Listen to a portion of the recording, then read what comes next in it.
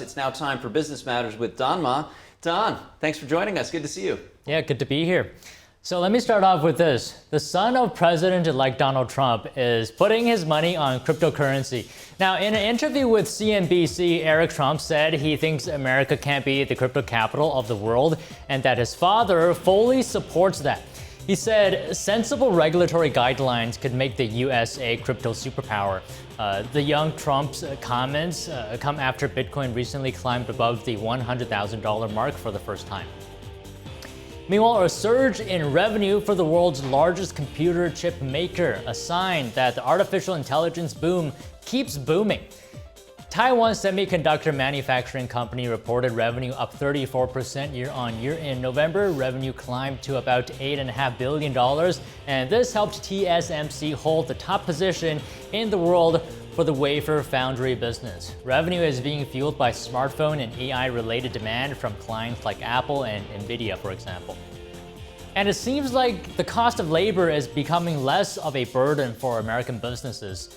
If that's the case, the businesses may consider cutting the prices of their products or services, and that would help Americans hurting under the pressure of inflation. Last quarter, U.S. unit labor costs grew far less than estimated, and in the second quarter, labor costs actually declined.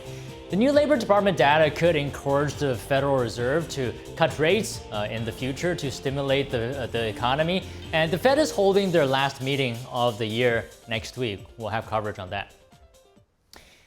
With President-elect Donald Trump returning to the Oval Office, Chinese leaders have signaled that they are ready to respond to potential U.S. trade tariffs. Communist Party officials said they would deploy whatever stimulus is needed to counter the impacts of expected tariffs on next year's economic growth in China. And the messaging suggests that China is willing to go even deeper into debt, at least for now, prioritizing growth over financial risks. China is facing strong deflationary pressures as consumers feel less wealthy due to a prolonged property crisis and as well as minimal social welfare. Low household demand is a key risk to growth. Now, in an apparent nod to this risk, Chinese officials pledged to greatly boost consumption. Next, a $4 billion EV battery plant project announced for northeastern Spain. Automaker Stellantis and Chinese battery giant CATL have teamed up for the joint venture. Stellantis said the plant will boost its lithium iron phosphate credentials in Europe. The company added this will enable the car maker to make more high-quality and affordable battery electric passenger cars and as well as SUVs. And Google said it has cracked a key challenge in quantum computing that experts have been working on for almost 30 years. The company says the breakthrough in quantum error correction was achieved with its latest quantum chip, which it named Willow. Google says Willow can reduce errors exponentially as experts scale up using more qubits, which are basic units of information in quantum computing. That, the company says, paves the way to a useful large-scale quantum computer. Google says Willow performed a computation in under 5 minutes that would take one of today's fastest supercomputers longer than the age of the universe. Alaska Air raised its fourth quarter profit forecast today, citing robust travel demand and improved pricing. The renewed outlook sent the carrier's shares up 4% in pre-market trading.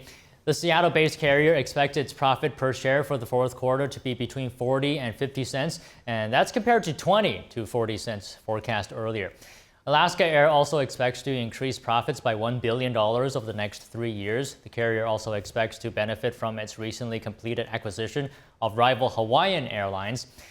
To expand its global reach, Alaska announced new non-stop services to Tokyo, Japan, and Seoul, South Korea, using Hawaiian's wide-body aircraft. The Department of Commerce has finalized a more than $6 billion subsidy for chipmaker Micron Technology. The funding will support the construction of several semiconductor facilities. And the White House said the investment marks one of the largest government grants to chip companies under the CHIPS and Science Act. The subsidies will support factory projects in New York and Idaho. The Commerce Department and Micron have also reached a preliminary agreement for an additional $275 million to expand the chipmaker's facility in Virginia. The plant primarily manufactures chips sold in the automotive, networking, and industrial markets. President Biden has made domestic semiconductor production a priority of his administration. The U.S. has since finalized a series of subsidies to reduce reliance on China and as well as Taiwan. Meanwhile, the head of a powerful labor union voiced concerns over U.S. Steel's sale to Japan's Nippon Steel. He said he doubts the would-be owners are committed to ensuring the lasting success of the strategic U.S. firm. Here's more. Nippon Steel's $15 billion takeover attempt of US Steel took another turn on Monday. The head of a powerful labor union opposed to the deal spoke out. He said he's not received assurances Nippon are committed to ensuring the lasting success of the US firm. David McCall is head of the United Steelworkers Union and spoke to Reuters on Monday. Certainly when we've had discussions with them, there's been nothing that would assure us that there's a long-term viability in the operations. And so that's our number one concern, is about what the future livelihood of our members would be, and our sustainability of being able to produce the products that we need in this country, controlled by this country. Nippon Steel's $15 billion takeover bid has been criticised by both President Joe Biden and President-elect Donald Trump. It's also subject to a national security review later this month by a government panel. One of McCall's top concerns is that Nippon may import steel into the US from its international mills. He fears such a move would erode a company that helped build the Empire State Building. They want a return on that investment, and I understand that. But it can't be harvesting our facilities and letting them slowly but surely over a period of time deteriorate, so that they can then bring product in from their other facilities around the world and have access to our market. Nippon has previously denied it will import steel from its international mills after it seals the deal. It's repeatedly said it aims to become an insider in the US, a market critical to its future growth. Nippon and US Steel did not immediately respond to a request for comment. Nippon is racing to close the deal before Trump takes office on January 20th, as he's vowed to block the transaction. Over to the Middle East, Syria will be adopting a free market model and integrating the country into the global economy. And that's what the new rulers told the biggest Syrian business lobby.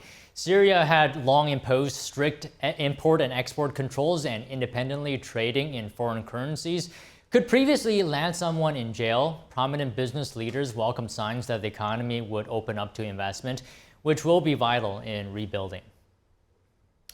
President Biden is keeping up the pressure on Beijing in the waning days of his administration. The Commerce Department today added 2 Chinese firms to a trade restriction list that's for allegedly enabling human rights violations. Of the 2 companies, Zhejiang Uniview Technologies was allegedly involved in high technology surveillance targeting China's general population, as well as the Uyghurs and members of the other ethnic and religious minorities. Beijing Zhongdun Security Technology Group was added for allegedly selling products that enable China's public security establishment to carry out human rights violations. American suppliers of the targeted companies will now have to get a difficult-to-obtain license before doing business with them.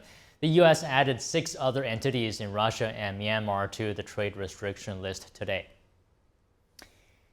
Ohio's top court ruled that pharmacy chain operators CVS, Walmart, and Walgreens cannot be held liable for fueling the opioid epidemic. Today's decision comes after 2 counties in the state won a $650 million judgment against them. The Ohio Supreme Court ruled 5-2 that a state law barred the claims.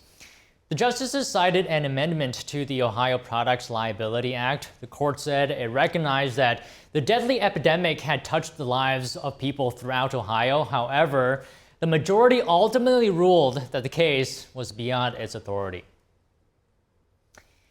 And a Senate hearing on mass deportation. Lawmakers give their fiery opinions on President-elect Trump's upcoming plans. Here's more on that. I will launch the largest deportation program in American history. The Senate held a hearing Tuesday on mass deportations. Patty Morin shares the tragic story of how an illegal immigrant allegedly murdered her her daughter. She was beaten so badly that her body was blanketed in bruises, that she was strangled, that she was raped, and that she was stuffed into a drain pipe. While holding up a picture of her daughter, Morin says lawmakers should prioritize the safety of Americans. She says in Maryland, a so-called sanctuary state, crime has increased by 850%. We have Americans that are dying every day, and law enforcement don't want to give you the true numbers because they don't want the public to panic. Aaron Reichlin-Melnick, senior fellow at the American Immigration Council, says only a small percentage of the 13 million illegal immigrants commit crimes. They are farm workers, meat packers, cooks, waiters, construction workers, factory workers, delivery people, home health aides, nurses, teachers, artists, writers, musicians, entrepreneurs. Melnick says over 90% have no criminal record and are in constant fear of deportation.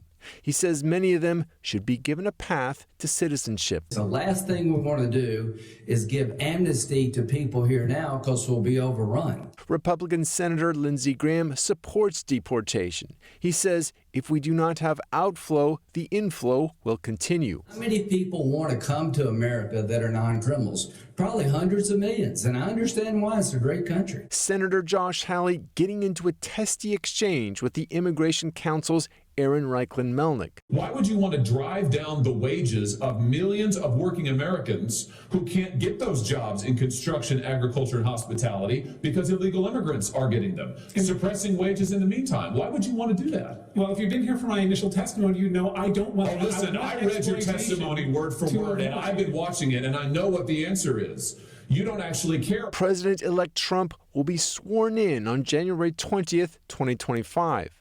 The same day, he's vowed to initiate what he's called the largest deportation operation in American history. The global airline industry could reach an historic milestone. The International Air Transport Association says airlines could rake in more than $1 trillion in revenue next year. And this comes as passenger numbers could hit an all-time high of 5 billion. According to the trade group, airlines' average profit per passenger could increase to around $7 next year. A year and a half ago, the profit per passenger was just $2.25. This is a stunning rebound for an industry that came to a near halt during the pandemic. And on to artificial intelligence. The chatbots of AI are coming under fire once again, and this time, the parent of an autistic child is suing the company, Character.ai. The lawsuit claims that the bots the teen was talking to on the company's app were actively undermining his relationship with his parents. And TD Sean Marshall has more details.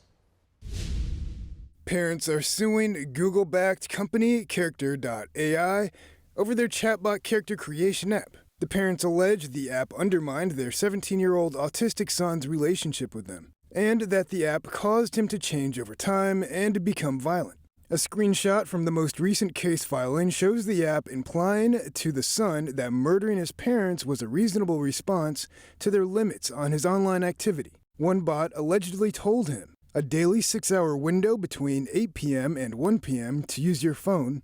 You know, sometimes I'm not surprised when I read the news and see stuff like child kills parents after a decade of physical and emotional abuse. Stuff like this makes me understand a little bit why it happens. I just have no hope for your parents. The 17-year-old from Texas, identified only as JF, allegedly suffered a mental breakdown after engaging with Character.ai. When his parents tried to cut back on screen time in response to his behavioral changes, he would punch, hit, and bite them, and hit himself, according to the complaint. Following an earlier October lawsuit, Character.ai said it had implemented new trust and safety measures over the preceding 6 months. The company also said it hired a head of trust and safety, a head of content policy, and additional engineering safety staff. Sean Marshall, NTD News. Boeing has restarted production on its embattled 737 MAX jets. It's the first time since the recent strike ended that the company is working on the jet series. Production on both the 737 MAX and the company's 787 Dreamliner have stopped and started in recent years over issues with the passenger jets. The biggest issues being the two 737 MAX H-jet crashes in 2018 and 2019, where 346 people died. Federal regulators capped 737 MAX production at 38 per month since the door plug blew off mid-flight in January. The company would like to raise the threshold to 56 per month. The company needs the revenue from jet sales to resolve financial problems. It's also laying off thousands of workers and selling new stock in hopes of keeping its credit rating afloat. A significant chapter in modern music history has come to a close, and that is the Eras Tour.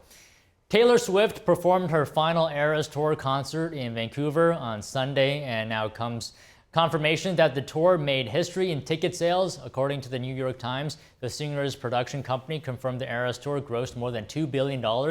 That's the highest grossing concert tour ever.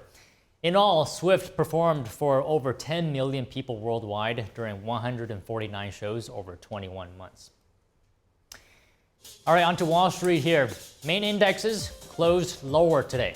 Investors awaited inflation reports, which could influence the Federal Reserve's interest rate decision next week. And among the S&P 500's 11 major industry sectors, communication services was the biggest boost, with help from a rally in shares of Google parent Alphabet after it unveiled a new chip. Also weighing on technology was a sell-off in chips after China announced yesterday an investigation into NVIDIA over suspected violations of the country's anti-monopoly law. The probe was widely seen as retaliation against Washington's latest curbs on the Chinese chip sector. All right, that's all today on Business Matters. Back to you guys. Lots going on in business world. That's quite a milestone. $2 billion in ticket sales. What was it? 10 million people saw the concert? Yeah, I mean, $2.2 billion to be exact. As I mentioned earlier, one of the most highest grossed music tours in history. And it's not just that. Let me mention as well, the boost to the economy, according to some reports, could be anywhere from $5 billion to $10 billion injected in terms of money into the economy. Because if you think about it, people traveling to where she's performing, plane ticket, hotels, food, and all that adding to this whole economy around Taylor Swift. Yeah, it's absolutely insane. I spoke to a travel expert actually a couple months ago when we were in the heat of this Eras Tour, and she said, this phenomenon of people traveling to see Taylor Swift's concerts is actually kind of creating a new type of traveling, specifically where people travel to see concerts, because people are going to other countries to watch her, and they're going, hey, I could do this with other artists as well, and take that opportunity while I'm there to do some sightseeing. So it's creating this whole new form of tourism. It's really cool, actually. Incredible, yeah. Yeah, I know people from certain metropolitan areas where the costs of the tickets were raising so much, they found it cheaper to travel abroad or to travel to other cities because the ticket prices were actually cheaper. Crazy what Swifties can do out there, right? Indeed, indeed. Well, I know my daughter is particularly sad that the tour has come to its conclusion, but maybe next tour she'll get the opportunity to see it in person. So. Yeah, we'll have to see what her new album is about. When is that happening? Well, I don't know. You'll have to ask her. I'll ask Grace. She'll know. Thanks, Don. We'll see you back here tomorrow. All right, thank you.